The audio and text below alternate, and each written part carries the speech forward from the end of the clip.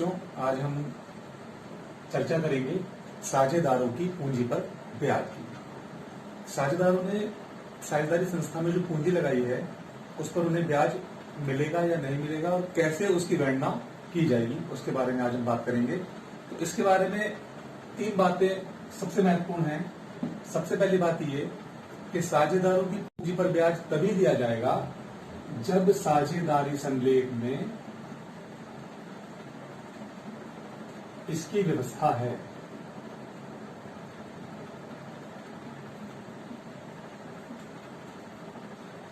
यदि साझेदारों ने समझौता करके साझेदारी संलेख में यह तय किया है कि साझेदारों की पूंजी पर ब्याज दिया जाएगा, तभी साझेदारों की पूंजी पर ब्याज दिया जाएगा और उस समझौते में जो दर तय हुई है उसी दर के हिसाब से पूंजी पर ब्याज दिया जाएगा। अगर साझेदारी संलेख में यह तय नहीं हुआ है ब्याज देना है या नहीं देना है, तो फिर ब्याज नहीं दिया जाएगा।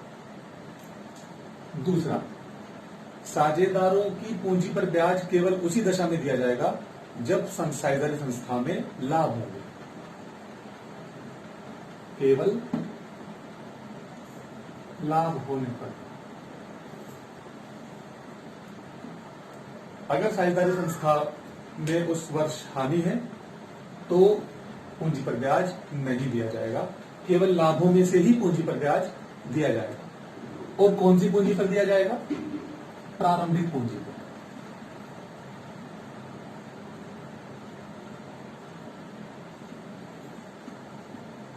वर्ष के प्रारंभ में जो साझेदारों की पूंजी है उस पूंजी पर ब्याज की गणना की जाएगी। तो बच्चों, 3 बातें इसमें ध्यान रखने वाली है। एक तो ब्याज कितना दिया जाएगा? साझेदारी संलेख के अनुसार दिया जाएगा। और अगर संस्था में लाभ है तभी दिया जाएगा। और किस पूंजी पर दिया जाएगा? वर्ष के प्रारंभ की पूंजी पर, प्रारंभिक पूंजी पर। एक छोटा सा उदाहरण ले लेते हैं, बहुत सिंपल। कैसे निकाला जाएगा? 2 साझेदार हैं, ए तथा बी। इनका लाभानी अनुपात है 2:1। प्रारंभिक पूंजी इनकी दे रखी है ए की 2 लाख रुपए, बी की 1 लाख रुपए। और पूंजी पर ब्याज की दर है 5% वार्षिक। बहुत सिंपल है, ये बहुत साधारण उदाहरण है, सिंपल। प्रारंभिक पूंजी, तो ए की पूंजी पर ब्याज कितना निकलेगा?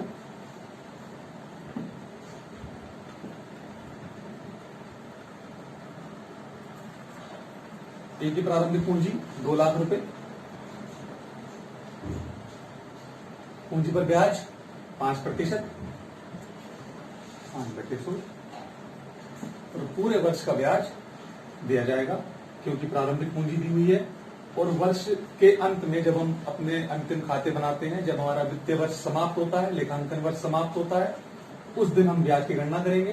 तो पूरे वर्ष का ब्याज दिया जाएगा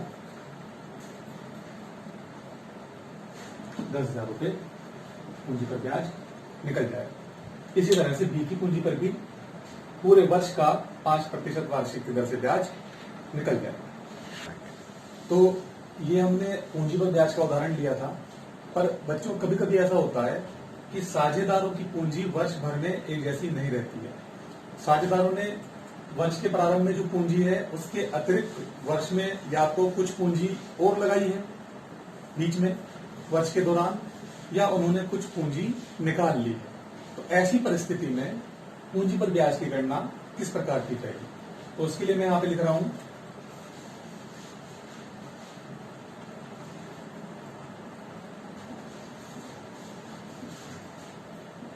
प्रारंभिक पूंजी पर ब्याज।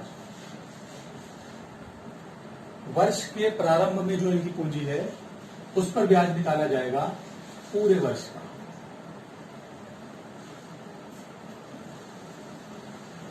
और अगर वर्ष में किसी साझेदार ने कुछ पूंजी अतिरिक्त लगाई है तो उस अतिरिक्त पूंजी पर ब्याज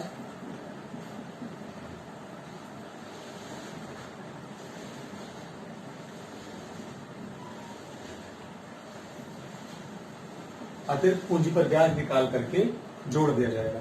अतिरिक्त पूंजी पर ब्याज कब से निकलेगा? जिस दिन से उसने अतिरिक्त पूंजी लगाई है।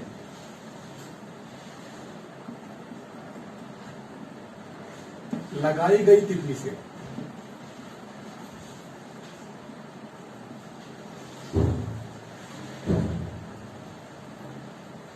वर्ष के अंतिम तिथि तक का ब्याज। बीच में जिस दिन उसने पूंजी लगाई है उस दिन से लेकर के खाते बंद करने की तिथि तक का ब्याज निकाल करके जोड़ देगा। और अगर किसी साझेदार ने पूंजी वर्ष में से निकाल ली है, वर्ष के दौरान कोई पूंजी अपनी निकाल ली है, तो उस पूंजी पर ब्याज घटा दिया जाएगा।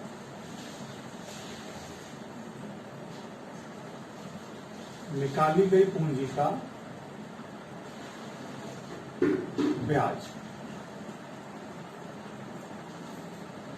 कितना? जिस दिन से निकाली है। निकालने की तिथि से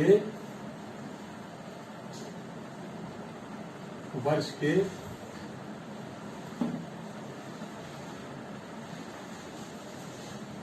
अंतिम तिथि तक का, यानी खाते बंद करने की तिथि तक का ब्याज वो घटा दिया जाएगा।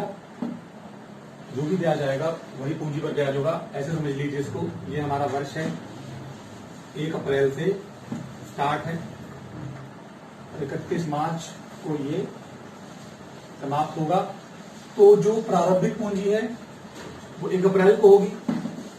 1 अप्रैल को जो पूंजी है उस पूंजी पर 1 अप्रैल से पूरे 31 मार्च तक का 12 महीने का ब्याज निकाल लेंगे। अगर किसी साझेदार ने बीच में पूंजी लगाई है, सपोज करो 1 जुलाई में पूंजी किसी ने लगाई है, तो जो पूंजी लगाई है अतिरिक्त पूंजी, उस पर ब्याज कब से मिलेगा? 1 जुलाई से 31 मार्च तक, क्योंकि वो किस दिन लगाई है? 1 जुलाई को। तो उस पर ब्याज मिलेगा जुलाई से 31 मार्च तक का ब्याज निकाल करके जोड़ देंगे। और अगर किसी साझेदार ने पूंजी निकाल ली है, सपोज करो उसने 1 अक्टूबर को पूंजी निकाली है, तो 1 अक्टूबर से लेकर के 31 मार्च तक की पूंजी पर ब्याज उतने महीनों का ब्याज निकाल करके घटा देंगे। तो कहने का मतलब यह है कि पूंजी पर ब्याज निकालते समय समय का ध्यान दिया जाएगा। समय अनुसार पूंजी पर ब्याज निकाला जाएगा। प्रारंभिक पूंजी पर पूरे साल का, अगर कुछ पूंजी लगाई है तो जिस दिन लगाई है उस दिन से अंतिम तिथि तक का, और अगर कुछ पूंजी निकाल ली है तो निकालने की तिथि से अंतिम तिथि तक का ब्याज निकाल करके घटा देंगे। इस तरह से हमारी पूंजी पर ब्याज निकल जाएगा। इसका एक हम उदाहरण लेते हैं, फिर उसको समझते हैं। तो ये उदाहरण है, समझिए उदाहरण का। ये 2 साझेदार हैं, ए और बी, इनका लाभांश अनुपात समान है। 1 अप्रैल 2018 को इनकी पूंजी थी, ए की पूंजी 2 लाख, बी की पूंजी 3 लाख रुपए। 1 जुलाई 2018 को अतिरिक्त पूंजी ए ने लगाई 50,000, बी ने लगाई 60,000। और 1 अक्टूबर 2018 को ए ने पूंजी निकाल ली 30,000। 1 जनवरी 2019 को बी ने पूंजी निकाल ली 15,000।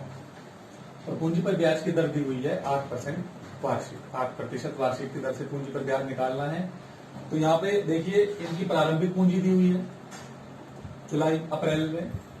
जुलाई में किसने कितनी अतिरिक्त लगाई और किसने कितनी निकाल ली, उसकी डेट भी इन्होंने दी हुई है। तो अभी जो हमने बताया था कि पूंजी पर ब्याज किस प्रकार से निकाला जाएगा, इस उदाहरण की सहायता से उसे और अच्छी तरह समझते हैं। बताया था पूंजी पर ब्याज की गणना इंटरेस्ट ऑन कैपिटल। किसी एक का निकाल देते हैं, दूसरे का आप निकालना। हम ए का निकाल के दिखा देते हैं कि किस प्रकार से ए की पूंजी पर ब्याज निकाला जाएगा। जिस तरह से ए की पूंजी पर निकाला जाएगा उसी तरह से बी की पूंजी पर भी निकाला जाएगा। तो ए की प्रारंभिक पूंजी है 2 लाख रुपए, तो इंटरेस्ट ऑन ओपनिंग कैपिटल, प्रारंभिक पूंजी पर ब्याज क्या बताया था, पूरे वर्ष का ब्याज लगेगा। प्रारंभिक पूंजी है 2 लाख रुपए, उस पर पूरे वर्ष का ब्याज है 2 लाख का 8% की दर से 16,000, 16,000। तो प्रारंभिक पूंजी पर 8% की दर से पूरे वर्ष का ब्याज। तो क्या बताया था, प्लस जोड़ेंगे अगर उन्होंने कुछ वर्ष में पूंजी लगाई है। ए ने कितनी पूंजी लगाई है वर्ष में अतिरिक्त, 50,000 रुपए, और वो कब लगाई है, 1 जुलाई को। तो इस पर ब्याज मिलेगा 1 जुलाई से 31 मार्च तक। 1 जुलाई से 31 मार्च तक बनते हैं 9 महीने, जुलाई, अगस्त, सितंबर, अक्टूबर, दिसंबर, नवंबर, दिसंबर, जनवरी, फरवरी, मार्च। तो 50,000 पर इंटरेस्ट ऑन एडिशनल कैपिटल,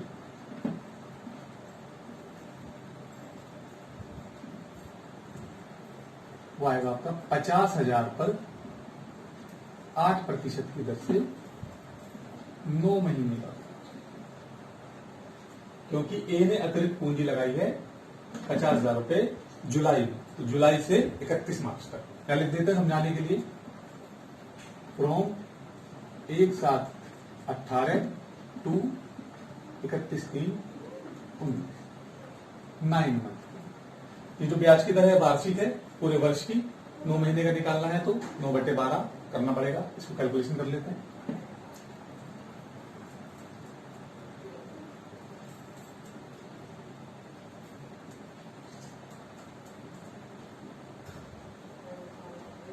$3,000,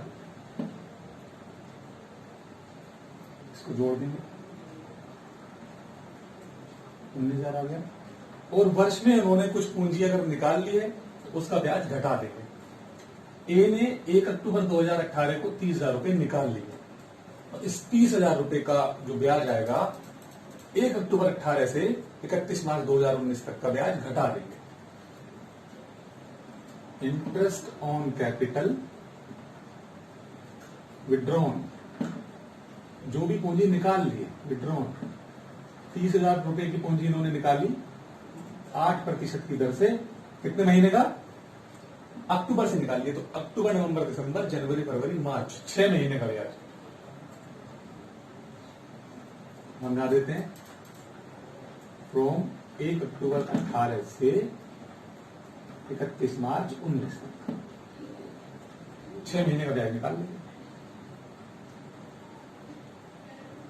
1200, 1,200, इसको माइनस कर देंगे 19,000 में से, तो 17,800 रुपए हमारा ब्याज आ जाएगा। इस तरह से हम पूंजी पर ब्याज की गणना करेंगे। अगर वर्ष में पूंजी कुछ बढ़ाई है और कुछ घटाई है, तो समय के हिसाब से, जो बढ़ाई है तो समय के हिसाब से उसका ब्याज जोड़ देंगे, जो निकाली है समय अनुसार उसका ब्याज घटा देंगे। तो हमने बताया कि पूंजी पर ब्याज निकालने के लिए हमें प्रारंभिक पूंजी पता होनी चाहिए। प्रारंभिक पूंजी पर ही पूंजी पर ब्याज निकाला जाता है। पर बच्चों, कभी कभी ऐसा होता है कि प्रश्न में प्रारंभिक पूंजी नहीं दी होती है, तो हमें प्रारंभिक पूंजी निकालनी पड़ती है। तो प्रारंभिक पूंजी कैसे निकाली जाएगी वो बता देते हैं।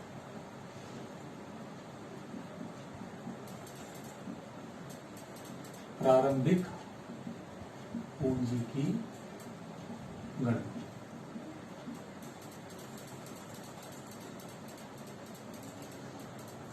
Calculation of opening capital.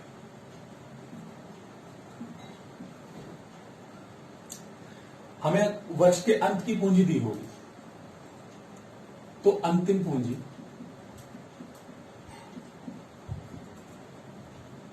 Means closing capital at the end of financial year, उसमें हम प्लस कर देंगे आहर। वर्ष में जो भी हमने ड्राइंग्स किए वो हम वापस ऐड कर देंगे, या अगर हमने वर्ष के अंत में वर्ष के दौरान कोई पूंजी निकाली है तो वो वापस ऐड कर देंगे।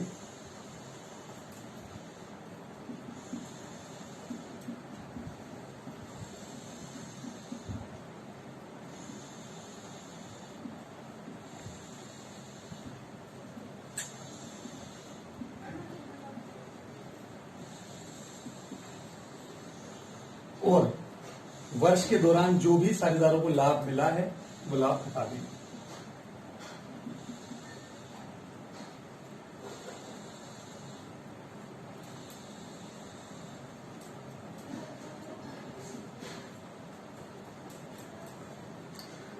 या साझेदारों ने वर्ष के दौरान कुछ पूंजी अतिरिक्त लगाई है तो वो घटा देंगे इसमें से।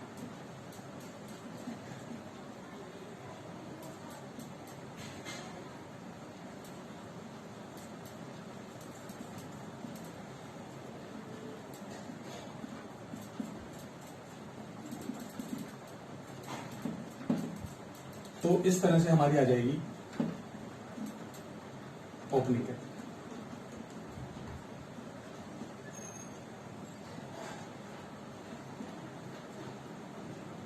एक बार फिर से ध्यान से समझो।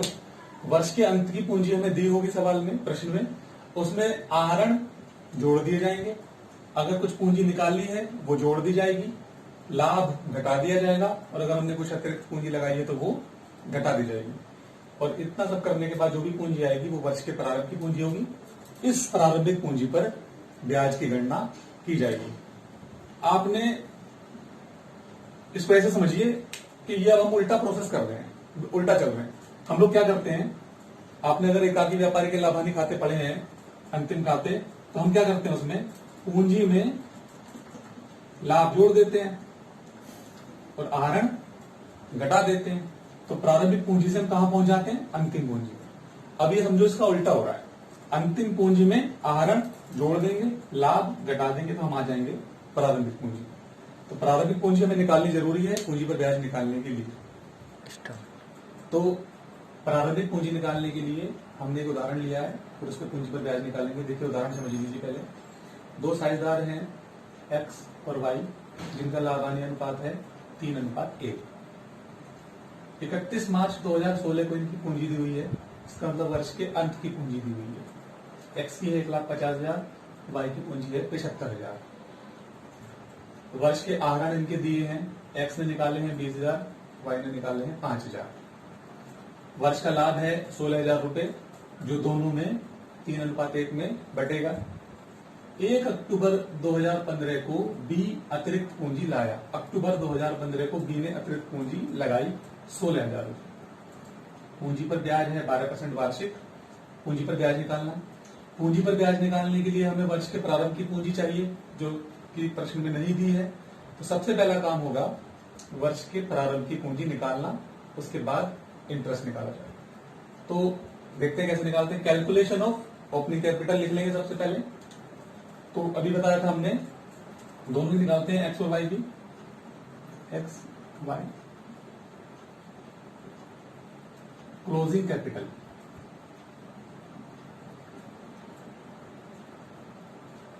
एक्स की 1,50,000, वाई की 75,000।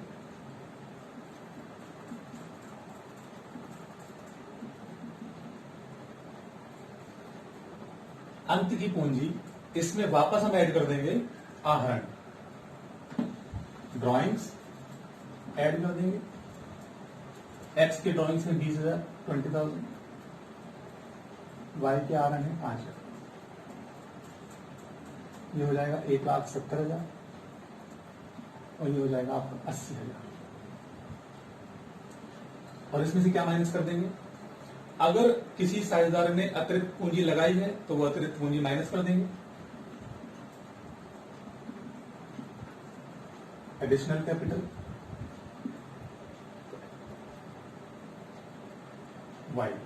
तो एक्स ने तो एडिशनल कैपिटल लगाई नहीं है, वाई ने लगाई है 16,000 और ये आ जाएगा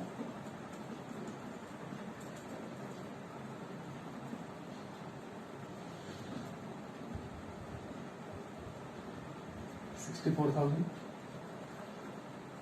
और वर्ष के लाभ माइनस हो जाएंगे।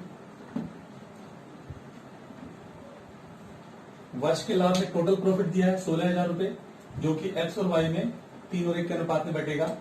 तो 16,000 को 3 और 1 के अनुपात में बांट लेते हैं। 16,000 का 3/4 12,000 रुपए और 16,000 का 1/4 3:1 में 3/4 हो 1/4 4 ये हमारी आ जाएगी ओपनिंग।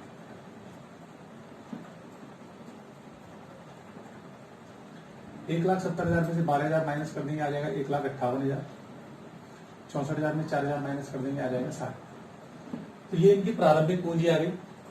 अब इस प्रारंभिक पूंजी पर 12% वार्षिक की दर से पूंजी पर ब्याज निकाल दिया जाएगा। एक्स की पूंजी पर ब्याज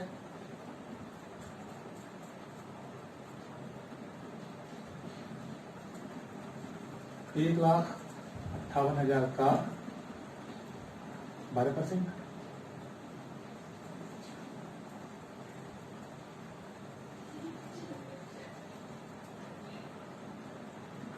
₹18,960। एक्स की पूंजी पर ब्याज आ गया। अब ध्यान देना वाई की पूंजी पर ब्याज कैसे निकलेगा। वाई की पूंजी पर ब्याज,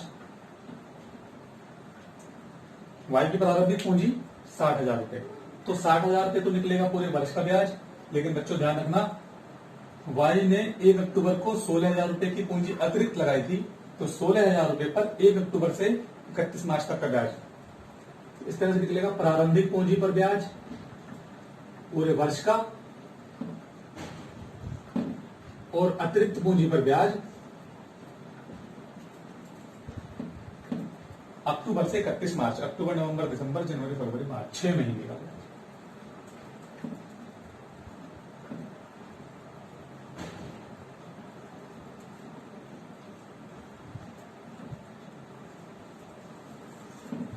₹8,160। इस तरह से हम प्रारंभिक पूंजी निकालेंगे और फिर प्रारंभिक पूंजी पर ब्याज की गणना करेंगे।